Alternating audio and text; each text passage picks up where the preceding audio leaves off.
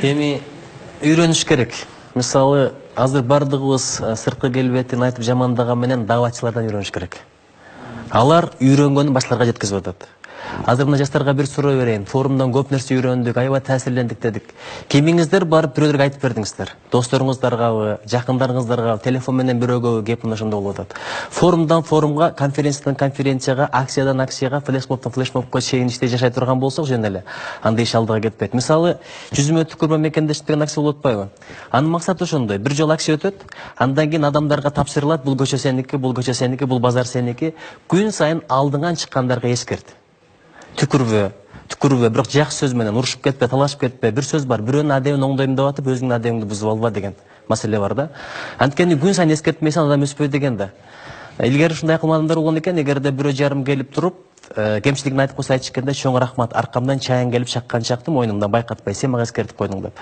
Ошон үчүн күн сайын билгендерди, көргөндөрдү жеткизип туруп, мына бул чоң аманат. Анан мен жаштарга канча да бир аз улууракмын, эки көйнөктү мурдараак жыртканмын, ошон үчүн силерге бир кеңеш берейин. Күчтүү мамлекет бул атом бомбасы бар мамлекет эмес. Күчтүү мамлекет бул ракетасы күчтүү же болбосо авиациясы күчтүү мамлекет эмес. Советтер Союзу ушундай күчтүү болчу, бирок жок болуп кетпеди. Күчтүү мамлекет бир адамдардын жүрөктөрү бириккен мамлекет. Мурда бизде кландык бөлүнүү бар эле, регионалдык бөлүнүү бар болчу, таптык бөлүнүү бар болчу. Азыр идеологиялык бөлүнүү болот. Байкап атасыңарбы? Сен батышчыл, сен чыгышчыл, сен динчил, сен улутчул деп. Адам бир эле мезгилде батышчыл, анан динчил, анан улутчул болсо болбойбу? Мисалы, Манас эпосун окуйм, калпакчан жүрөм, комуз ойнойм, мен улутчул болуп калган жокмун го.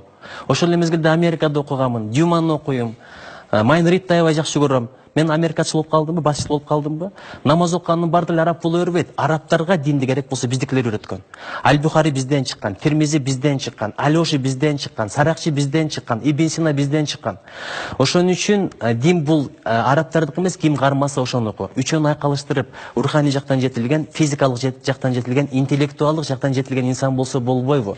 Ошон үчүн сиздердин ар бир иш-чараңыздар адамдардын адебин оңдошко, жүрөктөрүн бириктиришке багытталсын. Эгерде жүрөктөр бириксе, Кыргызстан өтө күчтүү мамлекет болот.